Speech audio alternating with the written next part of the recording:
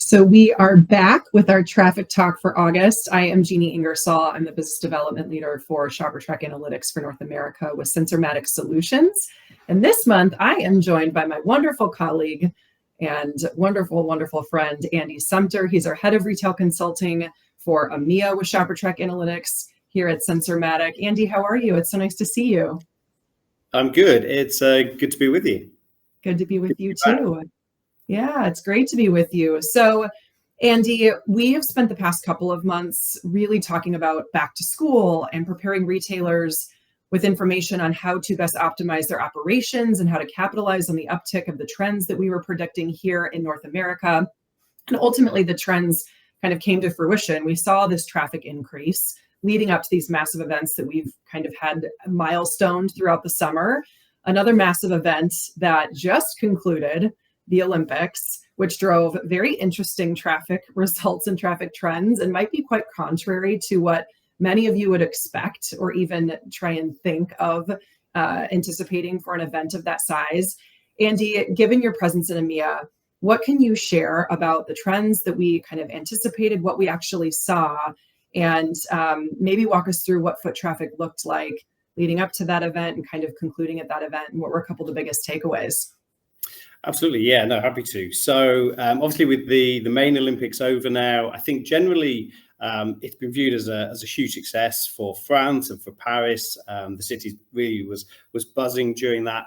But then if we look at the impact on retail, I think you'll find it's been suppressed footfall. And that's probably not a huge surprise. There's a lot of disruption to the city. I know a lot of locals were choosing to kind of move out of the city if they had that flexibility. And the main thing, I guess, is that people who are there, who have come in as tourists, are there for particular events. So they've kind of come in, they've seen the Olympics, and then they've gone home and maybe not done as much shopping as what we would hope for.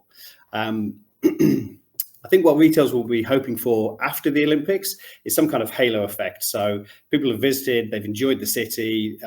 Paris was a great showcase for the city itself, and they'll want to come back. So the uptick is going to be delayed for that. But of course, all the local Parisians who left the city, they're going to be coming back very soon as well. So we can hope for a bump in Paris footfall traffic when they come back as well.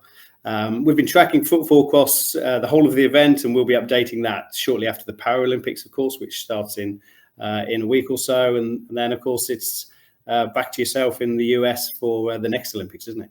Yeah, it is. It's crazy. I'm sure it'll be here before we know it. But so it's interesting. We ultimately saw traffic kind of trickle down a little bit as people were actually attending the events and doing all the things that they went to Paris for. And what I'm hearing you say is we're hoping that the halo effect and people coming back into the city and, that retailer will start to kind of trickle up, especially as we start to head into the holiday season. Yeah. This is great. Awesome, Andy. Thank you so much. So if you're curious to discuss further the value of traffic data and how this is being used by retailers globally to really help them continue to drive and enhance their customer experience, feel free to connect with myself or Andy on LinkedIn. We'd love to continue the conversations.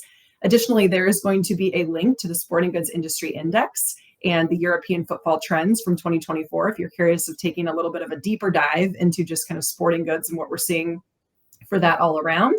And stay tuned, because our call for next month, Grant, is going to be back, and we're going to be releasing our highly anticipated top 10 busiest shopping day predictions leading up to the holiday season. We're there. We're already talking about holiday. It's crazy. So until next time, Andy, thank you so much for being here today.